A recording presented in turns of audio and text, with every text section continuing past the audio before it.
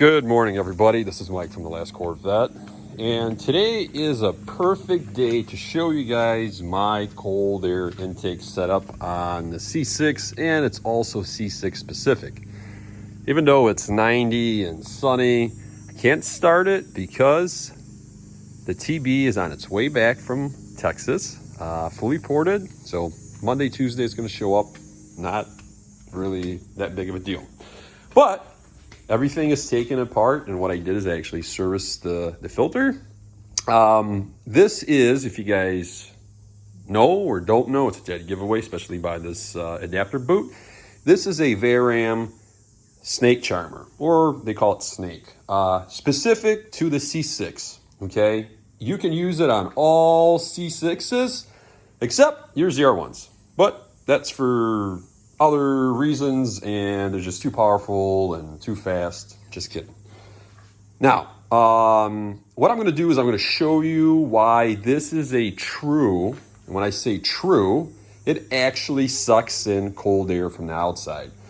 The way these C6s were set up from, GM, from the assembly line, is they had this big air box over here with basically a plastic shroud. As you can see, some of the push pins are missing because you got to remove that.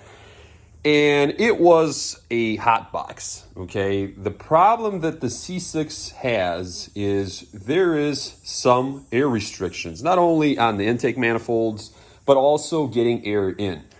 If I had to redesign the C6, I would actually take the little fake scoop, aesthetic scoop, that is found on your 06s, Grand Sports. Obviously ZR1s, like I said, are different, but I did come across one C6 that had the dummy vent in the front deleted. When I say deleted, it was actually opened up into the engine compartment, which allows for better flow, because there are various different companies that make cold air intakes for these C6s, regardless of what LS generation you have, but they all live in this area, okay?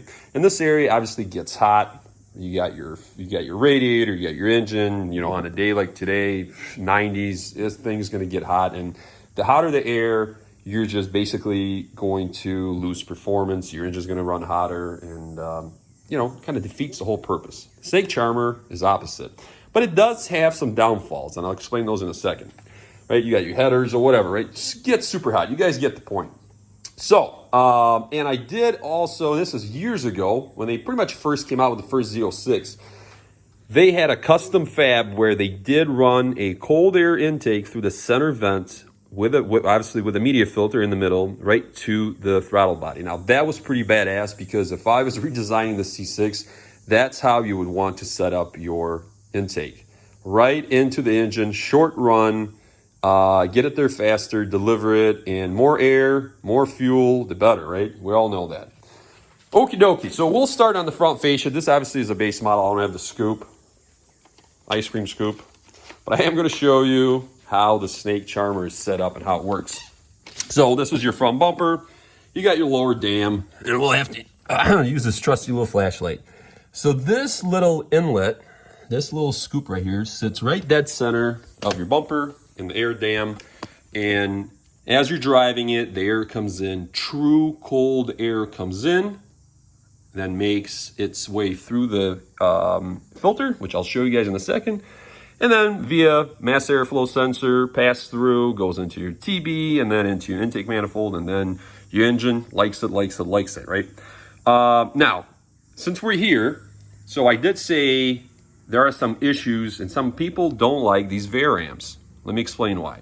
First one, the scoop is very low. So you have to consider, if you live in the area where there's a lot of dust, rocks, sand, dirt road or whatever, you're not going to hurt nothing. You're just going to service your filter more often than, let's say, I do. Okay, it's been 2 years since I serviced it, and when I pulled it out, it was basically like I left it. Now, the biggest concern for everybody is water intrusion. If you got heavy rain, streets are flooded, you will get some moisture sucked into your intake manifold and into your engine, but that's where oil catch can comes into play, not only for your oil, but also just to pull all that moisture out when it evaporates. Now, and obviously, if you're dumb enough and careless enough to go into a flood zone, right? Like you see in Detroit, people just take their vehicles like, I don't want this payment anymore. I need a new vehicle. They just drive right in, which that's actually, most insurance companies don't cover that shit, especially if you intentionally drive into water.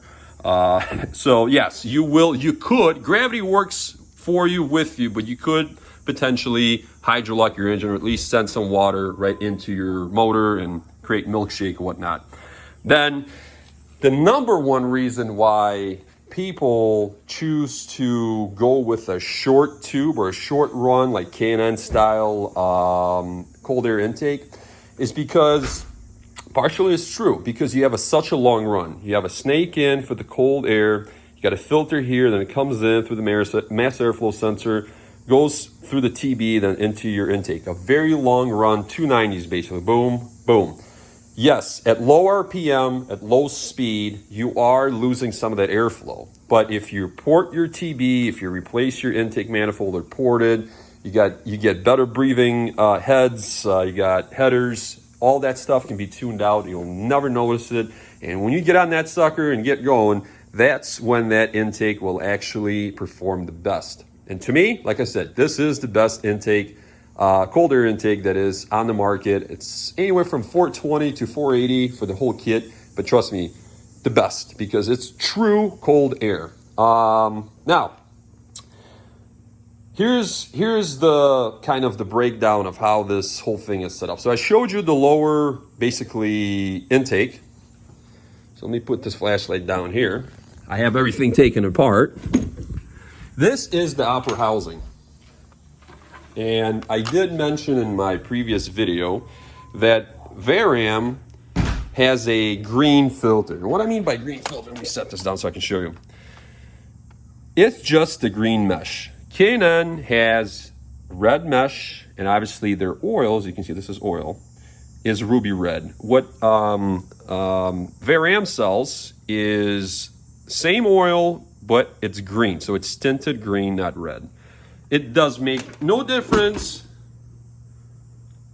if you use their kit or K&N kit. K&N kits are actually cheaper, but as long as you clean it, as long as you wash it out and let it dry, usually I let it dry for a couple hours, especially in this kind of weather, and then oil it. And what you do is, this comes out really funky on camera, because you do have some heavy spots, but if you look inside, you see every single element or membrane is filled with the ruby red oil, and that's what you want to do. I usually soak it on both sides, and then I'll leave it overnight. So that's how it looks. It's serviced, it's nice and clean, has the oil back on it, and it's good to go. This is how it connects. You got two side clamps, pull clamps. That's how it connects to the lower unit or to the actual inlet. And without dropping it and destroying my car some more, let me show you the bottom or the lower box. Same thing, seal here, seal on the upper. And then via your OEM boot, flex boot, all connect to the mass airflow sensor, to your TB, and then you're good to go. Once again, this is my take on it. I think this is the best setup for C6s. Leave some comments below. Talk to you guys later.